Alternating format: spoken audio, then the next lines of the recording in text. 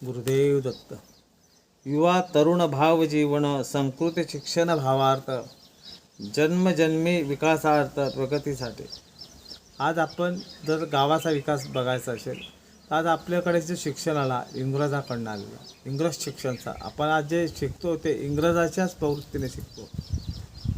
आज जर बघितलं तर आपल्या कौटुंबिक जीवनामध्ये जी गुरुकुल पद्धत होती त्याकडे कुटुंब भाव होता. कुटुंबाचा गाव समाजाचा विकास होता, राष्ट्राचा विकास होता.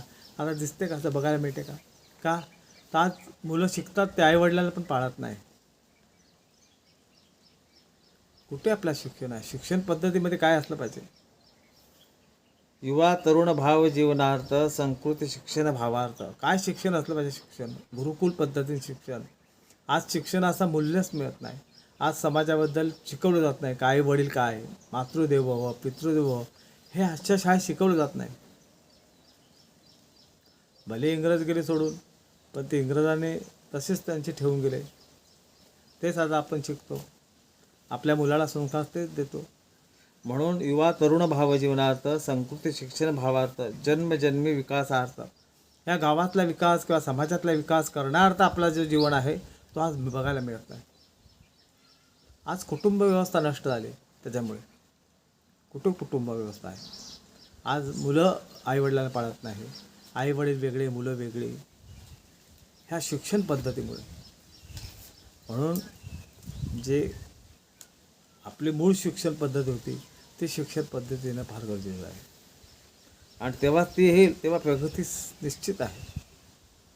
आणि प्रगती होण्यासाठीच हा गुरुकुल पद्धतीने शिक्षण दिलं जात होतं.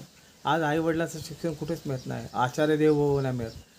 एखाद्या माणसाबद्दल आदर नाही, भाव नाही, प्रेम नाही, करुणा नाही, वात्सल्य नाही, कुठलाच भाव नाही. आपल्या संस्कृतीबद्दल सुद्धा प्रेम नाही. आज हे बघायला काय मिळतं? आज त्याचं कारण आहे हे शिक्षण.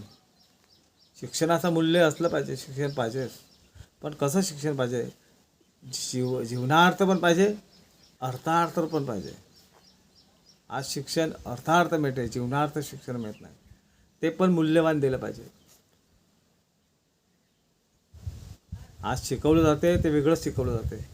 ते न शिकवता समाजामध्ये सगळं चांगल्या पद्धतीने शिक्षण असलं पाहिजे. गुरुदेव दत्त.